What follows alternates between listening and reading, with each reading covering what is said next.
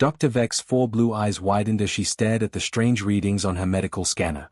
The unconscious creature on her examination table looked similar to many bipedal species she had treated before, but something was very wrong with the scan results. Red warning lights flashed across her equipment as it detected organs that made no sense. The mining accident on Station Alpha 7 had brought this odd being to her medical bay 3 hours ago. The other miners called him human, and said his name was Tom Williams. Dr. Vex had been a doctor for over 200 years and had treated patients from 4 to 7 different species across the galaxy. She thought she had seen everything. She was wrong. Her scanner showed the human's body contained extra parts that served no purpose. There were redundant systems everywhere. Most disturbing was a small, tube-like organ near the large intestine that her computer could not identify. Every known species in the galactic medical database followed logical evolutionary patterns. Useless organs disappeared after a few generations. Bodies became more efficient over time, not less. But this human was full of inefficiencies. Dr. Vex counted at least 12 different biological systems that made no evolutionary sense. Her medical training told her this creature should not be alive, let alone healthy enough to work in the dangerous mines of Alpha 7. The human's vital signs were stable but strange. His heart rate was slower than expected for someone who had been in an explosion. His brain activity showed patterns she had never seen before. Most puzzling of all, his cellular repair systems were working at triple the normal rate for his species size and weight. Dr. Vex called her assistant, Dr. Krill, to look at the readings.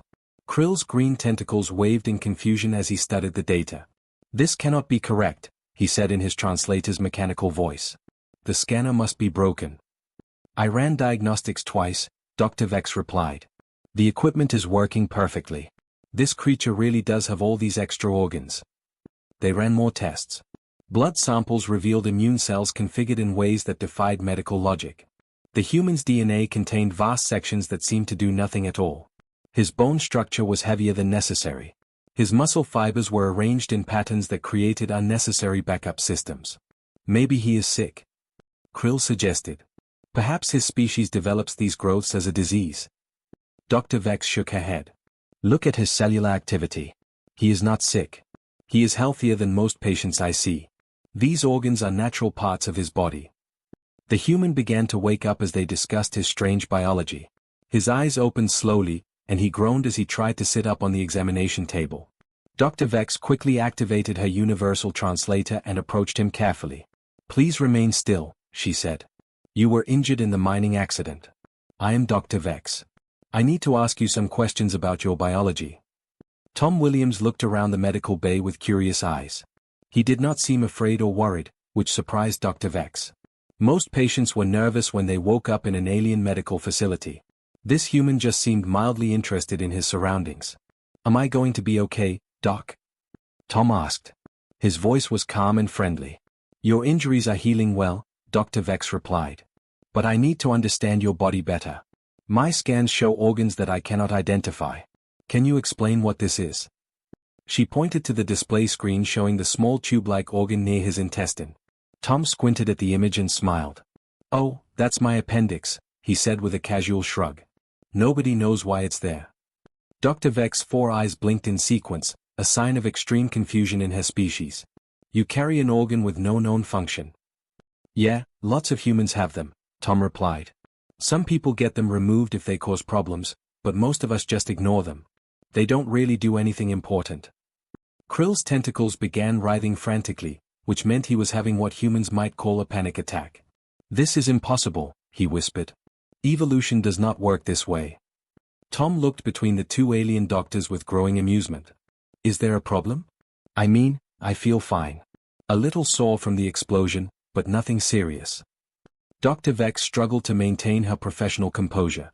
In her centuries of practice, she had developed treatments for diseases, performed surgery on dozens of different body types, and saved lives across multiple star systems.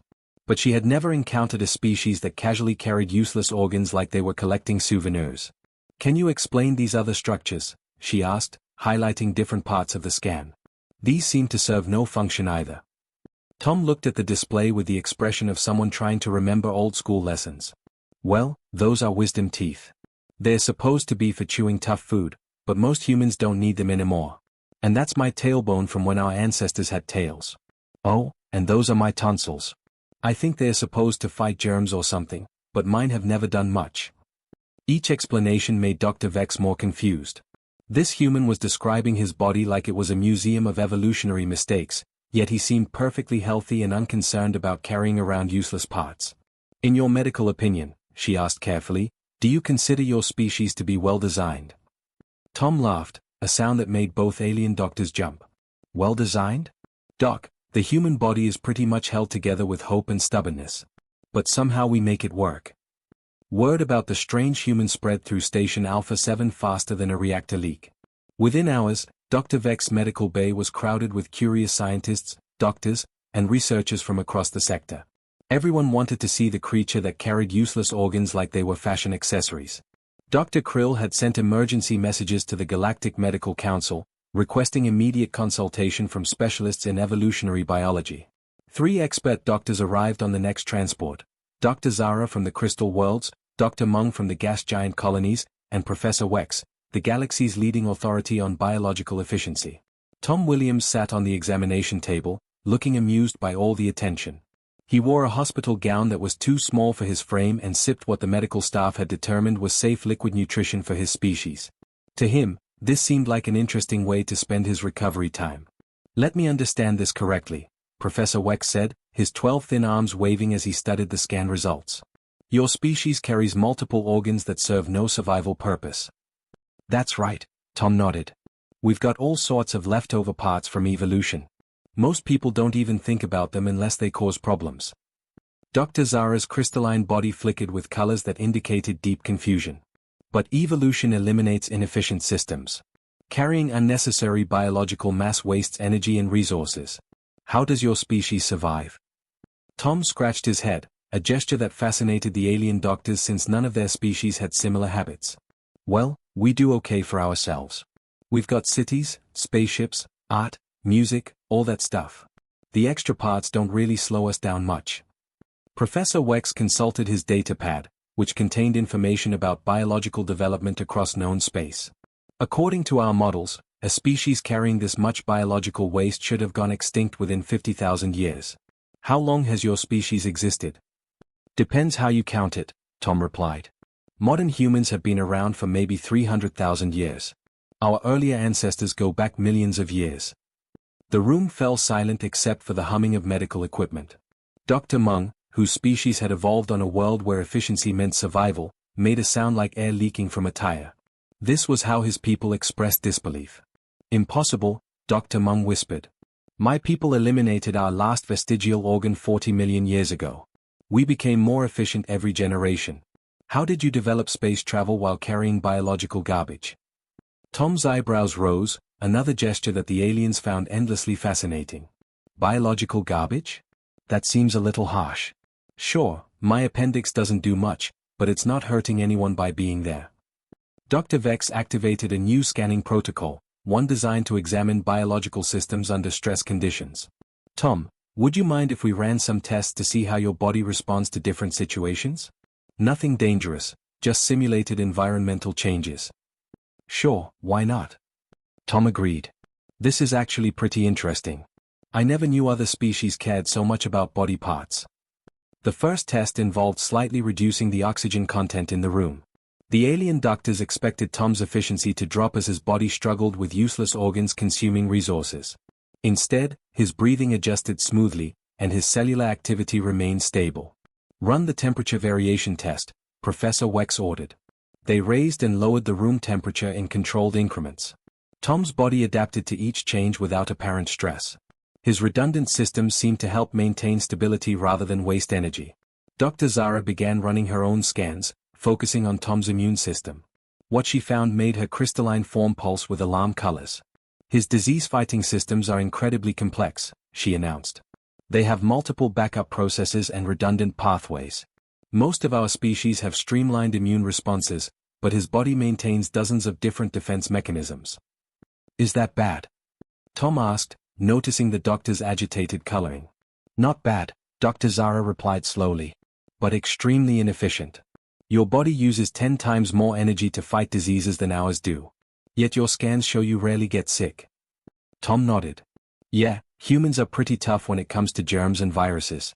We get colds and stuff, but most of us bounce back pretty quick. Dr. Meng ran a toxin resistance test, exposing Tom to mild environmental pollutants that would make most species uncomfortable. Tom's body not only handled the toxins but seemed to process them through multiple different organ systems simultaneously. He has backup systems for his backup systems, Dr. Meng announced in amazement. His liver processes toxins, but so do his kidneys, his lungs, and even his skin. It's like his body was designed to survive in a toxic environment. Earth isn't that bad, Tom protested. I mean, we've got pollution and stuff, but it's not like we live in poison clouds. Professor Wex was frantically taking notes. Tom, can you tell us about your species' medical problems? What diseases commonly affect humans? Tom thought for a moment. Well, there's cancer, where our cells grow out of control. Heart disease, where our blood pumps stop working well. Diabetes, where our sugar processing gets messed up. Autoimmune diseases, where our disease-fighting systems attack our own bodies. Allergies, where we react badly to harmless things like pollen or certain foods. Each item Tom listed made the alien doctors more agitated. Dr. Krill's tentacles were now completely tangled in knots of stress. Your immune system attacks your own body? Dr. Vex asked in horror. Sometimes, Tom shrugged. It's not great, but we deal with it. Medicine helps a lot. And you survive despite all these biological flaws? Professor Wex demanded. Tom smiled. Hey, we're still here, aren't we? Dr. Vex decided to run deeper scans on Tom Williams. The basic medical equipment had revealed the surface mysteries, but she needed her most advanced diagnostic tools to understand what was really happening inside the human's body. She activated the Quantum Cellular Analyzer, a machine so sophisticated that only 3 existed in the entire galaxy. The results that appeared on her screens made her question everything she knew about biology. Tom's useless appendix was not useless at all. The quantum scanner revealed it contained a complex ecosystem of bacteria that existed nowhere else in his body. These bacteria were busy producing chemicals that helped his immune system recognize and fight diseases. The organ that Tom dismissed as pointless was actually running its own tiny laboratory. This is remarkable, Dr. Vex whispered to her colleagues. His appendix is like a backup storage system for helpful bacteria. If his main digestive system gets damaged by disease or toxins, this organ can repopulate his entire gut with the right microorganisms. Professor Wex leaned over her shoulder to study the data. Show me those tonsils he mentioned. The quantum scanner focused on Tom's throat. His tonsils, which he had described as not doing much, were actually sampling every particle of air he breathed. They contained specialized immune cells that created a catalog of potential threats, building a database of germs and allergens that his body might encounter. They're like early warning systems, Dr. Zara observed, her crystalline body flickering with fascination. Every breath he takes, these organs are learning about new dangers and preparing his immune system to fight them. Tom noticed the doctors huddled around their equipment, whispering in excited tones. Finding anything interesting in there, Doc? More than we expected, Dr. Vex replied carefully. Tom, do you mind if we test how your body responds to stress? Nothing harmful, just some simulated emergency conditions. Sure, Tom agreed. What kind of stress are we talking about? Dr. Vex programmed the medical bay to simulate a mild crisis scenario. The lights dimmed, temperature dropped, and she released harmless but detectable trace amounts of various chemicals into the air. She wanted to see how Tom's supposedly inefficient body would handle multiple stresses at once. What happened next amazed every doctor in the room. Tom's cellular activity shifted dramatically. His heart rate increased, but not in the panicked way they expected. Instead, his cardiovascular system began working with mechanical precision. His breathing deepened and became more efficient. His muscle tension changed, preparing his body for physical action he did not even know he might need. Most surprising of all, his brain activity entered patterns none of them had seen before. The quantum scanner showed neural pathways lighting up in sequences that suggested his mind was simultaneously preparing for dozens of different possible threats. What are you feeling right now? Dr. Vex asked. Tom looked around the darkened room with alert eyes. I don't know, kind of like something might be wrong. My heart's beating faster, and I feel more awake. Is this part of the test? Yes, but please describe any other sensations. Well, I can smell things better suddenly. And my hearing seems sharper. Everything looks clearer too, even in this dim light. Tom paused, considering. I feel like I could run really fast right now, or lift heavy things. Is that weird? The alien doctors exchanged meaningful looks. Tom was describing a complete biological transformation, yet he seemed to think it was perfectly normal. Dr. Meng checked his instruments.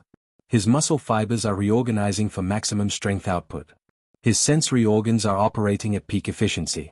His reaction time has decreased by 40%. And look at his blood chemistry, Dr. Zara added. His body is producing natural stimulants and painkillers. His clotting factors have increased in case of injury. His immune system is shifting into a high alert mode. Professor Wex was frantically recording data. This is not just stress response. This is complete biological optimization. His entire body is transforming into a survival machine. Tom stretched his arms and rolled his shoulders. I feel pretty good, actually. Kind of energetic. How long does this test last? Dr. Vex slowly returned the room to normal conditions. As the lights brightened and temperature stabilized, Tom's body began shifting back to its previous state. But the process was gradual and controlled, not the sudden crash they expected. Tom, she said carefully, what you just experienced, does this happen to all humans? You mean getting pumped up when things seem dangerous? Tom asked. Sure, everyone gets adrenaline rushes. It's normal when your body thinks there might be trouble. Adrenaline rushes, Professor Wex repeated slowly. You have a casual term for complete biological transformation. Tom laughed. Well, when you put it that way, it sounds pretty dramatic. But yeah, humans are good at handling emergencies. We get stronger and faster when we need to. Doesn't everyone? Dr. Krill's tentacles were now braided into complex knots of confusion. No, Tom. Most species have simple stress responses. Increased heart rate, maybe improved reflexes. But our bodies do not redesign themselves during emergencies. Hey, Tom said thoughtfully. That's interesting. So when you guys are in danger, you don't get super strong and focused. We get afraid and try to escape, Dr. Meng admitted. Or we call for help, Dr. Zara added. Or we hide, Professor Wex contributed. Tom nodded as if this made sense. Those are good strategies too. Humans do all that stuff as well. But sometimes we also go into what we call fight mode. Our bodies kind of take over and make us ready for whatever's coming. Dr. Vex realized they had discovered something extraordinary. Tom's species did not just carry extra organs by accident. They carried a complete emergency transformation system that could activate when needed. What looked like biological waste was actually the most sophisticated survival mechanism she had ever encountered. The emergency alarms started screaming at 0347 station time. Red warning lights flashed throughout Station Alpha 7 as the automated systems detected a massive solar storm heading directly toward them. Dr. Vex felt her stomach drop as she read the emergency display. The radiation levels would be deadly to most species within the hour. All personnel to emergency shelters, the station commander's voice echoed through the corridors. This is not a drill. Solar storm approaching. Category 5 radiation event. The medical bay erupted into controlled chaos.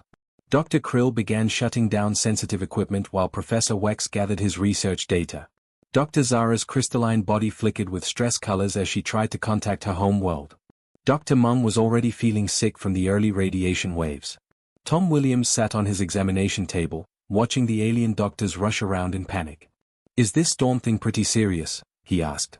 Very serious, Dr. Vex replied while packing emergency medical supplies. The radiation will kill anyone not properly shielded. We need to get to the central bunker immediately. What about the people still working in the mining tunnels? Tom stood up and looked toward the station windows. The guys on my shift were planning to work late tonight. Dr. Vex paused in her packing. The emergency systems will seal the tunnels automatically. Anyone still down there? She did not finish the sentence. Tom's expression changed. Dr. Vex had seen that look during their stress tests, but now it was happening naturally. His eyes became more focused, his posture more alert. How long until the radiation hits? 43 minutes, Dr. Krill announced, his tentacles shaking with fear. And how long to get everyone to safety? If we leave now, we can reach the bunker in 20 minutes, Professor Wex said. But the mining levels are too far away. Anyone still down there is beyond help. Tom walked to the window and stared out at the station's industrial section. The mining elevators were still running, which meant people were trapped below. Doc, how much radiation can humans handle compared to your species? Dr. Vex checked her medical database. According to our tests, your species has roughly the same radiation tolerance as ours. Maybe slightly better, but not enough to survive a Category 5 storm. But I've got all those backup systems you found, Tom said. And that transformation thing that happens when I'm stressed. Think that might help? The alien doctors looked at each other with growing alarm. They could see Tom's body already beginning to change as he faced the crisis. His breathing was deepening, his muscle tone shifting, his brain activity entering those strange patterns they had documented. Tom, you cannot seriously be considering going into that storm, Dr. Mung said weakly. I'm considering going down to the mining levels to help evacuate people, Tom replied calmly. The elevators are still working, which means the emergency seals haven't activated yet. Someone needs to make sure everyone gets out. Station Alpha 7 shuddered as the first wave of solar particles hit the outer shields. The lights flickered, and several pieces of medical equipment sparked and went dark. The storm is starting, Dr. Vex announced. Tom, we need to leave for the bunker now. Tom was already putting on his work clothes. You guys go ahead. I'll catch up after I check the mines. This is insane, Professor Wex protested. You will die from radiation poisoning within minutes. Maybe, Tom agreed. But maybe those backup organs you found will keep me alive long enough to help some people. Worth finding out, don't you think? Dr. Vex watched in fascination as Tom's body continued its transformation. His skin was actually changing color slightly, becoming more resistant to radiation. His breathing had shifted to process oxygen more efficiently. His cellular repair systems were ramping up to maximum capacity. Your body is preparing for extreme survival conditions, she observed. But Tom, even with these adaptations, the radiation levels will be beyond anything your species evolved to handle. Tom smiled, but it was different from his usual friendly expression. This smile had an edge of determination that reminded Dr. Vex of predatory species. Doc, humans didn't evolve to handle space travel either, but here we are. Another shudder ran through the station as more radiation pounded the shields. The emergency lighting kicked in, casting everything in an eerie red glow. Tom grabbed a portable communicator and headed for the door. Tom, wait, Dr. Vex called. Let me scan you one more time. She ran a quick quantum analysis of his current biological state. The readings made her 4 eyes widen in amazement.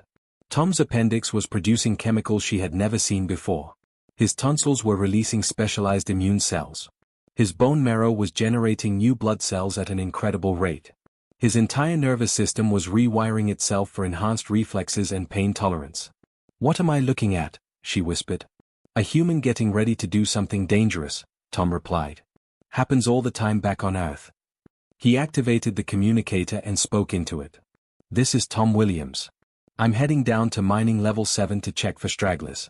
If anyone's monitoring this frequency, I could use some help with evacuation procedures.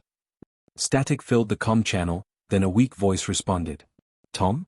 This is Jake Morrison. I'm trapped in shaft 12 with 3 other guys.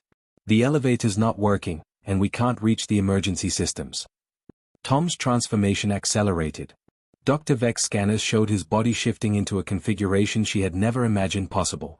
He was becoming something designed to survive in hell itself. Hold tight, Jake, Tom said into the communicator. Help's on the way. He walked out of the medical bay and toward the mining elevators, leaving 5 alien doctors staring at readings that redefined everything they thought they knew about biology. The solar storm raged for 6 hours.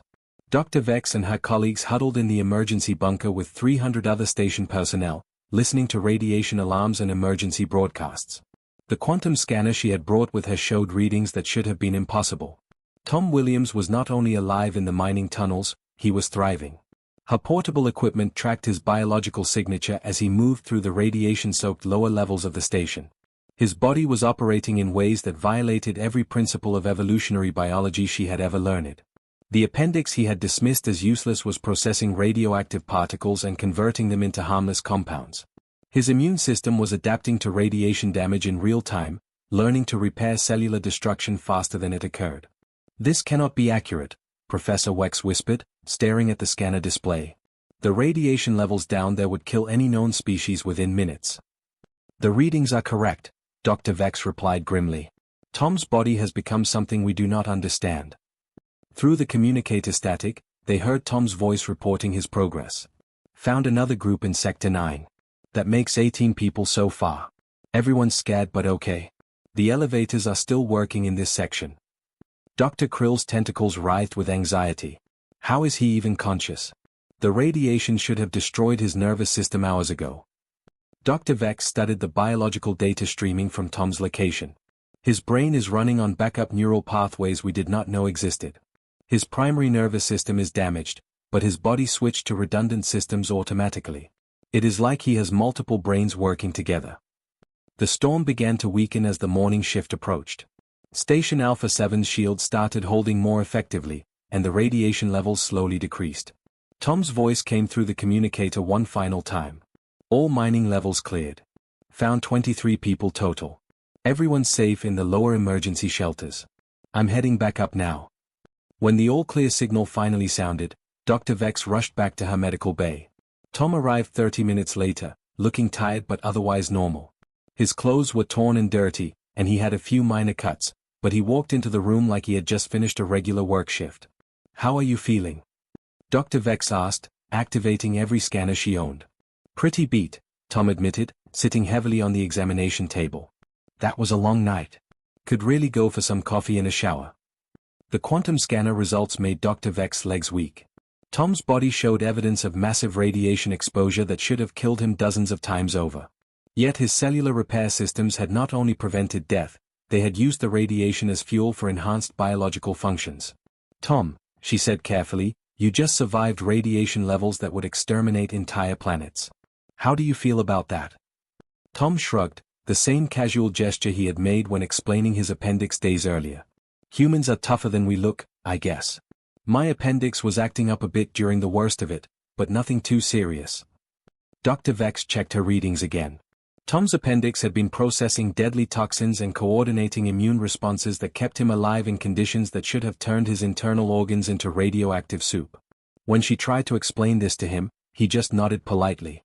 That's interesting, document good thing it was there, huh? Professor Wex arrived with his final research report. His 12 arms shook as he handed Dr. Vex the datapad. I have been analyzing human evolution based on everything we observed. The conclusions are terrifying. Dr. Vex read the report while Tom dozed on the examination table. According to Professor Wex's analysis, humans were the only species in galactic history to evolve redundant survival systems not because their environment was dangerous, but because they had made it dangerous themselves. They created their own evolutionary pressure, Professor Wex explained quietly. Most species adapt to survive their planet's challenges. Humans adapted to survive other humans. They turned evolution into a biological arms race. The report detailed how human competition had driven them to develop bodies capable of surviving almost anything. Their immune systems were military-grade because they lived in close proximity to other humans carrying diseases. Their backup organs existed because human conflicts created environments where normal biological systems would fail. They did not just survive their homeworld, Dr. Vex whispered. They were forged by it into something that makes our most advanced technology look primitive.